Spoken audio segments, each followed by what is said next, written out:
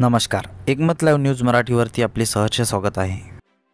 गुरुदेव सेवा मंडळ श्रीरामपूरकडून राष्ट्रसंत तुकडोजी महाराज पुण्यस्मरण दिन उत्साहात साजरा। गुरुदेव सेवा मंडळ श्रीरामपूर यांच्या वतीने राष्ट्रसंत तुकडोजी महाराज यांचा पुण्यस्मरण दिन अर्थात सर्व संत स्मृती दिन भव्य दिव्य स्वरूपात साजरा करण्यात आला। यावेळी सर्व धर्मीय सामुदायिक प्रार्थना, अर्जीपद, नामधून, नामजप, प्रार्थनेच्या महत्त्वावर प्राध्यापक नंदकुमार खैरे यांचे चिंतन, शांतीपाठ, आत्मचिंतन, समर्थ आडकोजी महाराज व राष्ट्रसंत तुकडोजी महाराजांची आरती करून जयघोष घेण्यात आला। राष्ट्रसंतांना गुरुदेव उपासकांनी सामूहिक श्रद्धांजली अर्पण केली। यावेळी राष्ट्रीय कीर्तनकार प्राध्यापक आकाश ताविडे, ग्रामगीताचार्य नारायण कवटकर, कीर्तनकार गजानन कवाने यांनी राष्ट्रसंतांच्या जीवन कार्यावर सखोल प्रकाश टाकला। या प्रसंगी नुकतेच ग्रामगीताचार्य पदवी प्राप्त करणारे कुमारी प्रियंका गडदे व गजानन कवाने तसेच आदर्श प्रचारक पुरस्कार प्राप्त शिवशंकर नागरे यांचा मान्यवरांच्या हस्ते गुरुदेव दिनदर्शिका, शाल, श्रीफळ, पुष्पगुच्छ देऊन सत्कार करण्यात आला। त्यानंतर भजन संध्या घेण्यात आली। कार्यक्रमाचे प्रभावी सूत्रसंचालन ग्रामगीताचार्य मुक्ता काळबांडे यांनी तर आभार प्रदर्शन मुख्य आयोजक जिल्हा सेवाधिकारी गणेश धर्माळे यांनी केले। यावेळी अनेक मान्यवर, गुरुदेव उपासक, विविध भजनी मंडळी व असंख्य स्त्री पुरुष बालगोपाल मोठ्या संख्येने उपस्थित होते।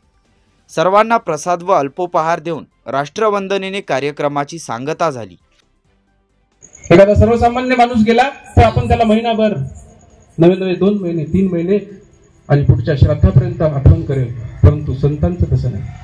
जे रोज रोज ज्यांचं स्मरण आपल्याला होत राहते त्यांना संत म्हणतात। म्हणून महाराजांनी सुद्धा ग्रामगीतेत सांगितलं की संत गंगेहुनी पवित्र, निर्मल शीतल सूर्यचंद्र, कल्पतरूनी थोर, संत मोक्षदान।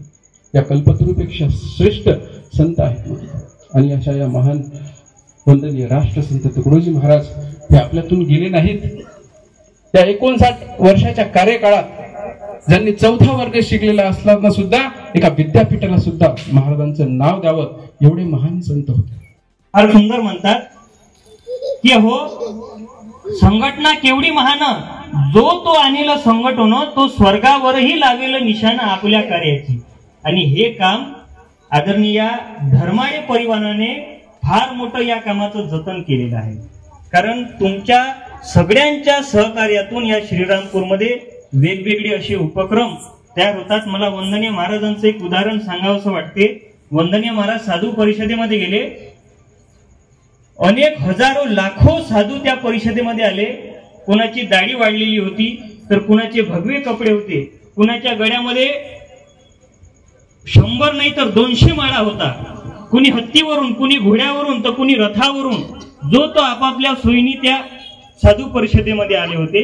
वंदनीय महाराज फक्त आपल्या साध्या वेशामध्ये पांढरे कपडे घालून त्या परिषदेमध्ये गेले।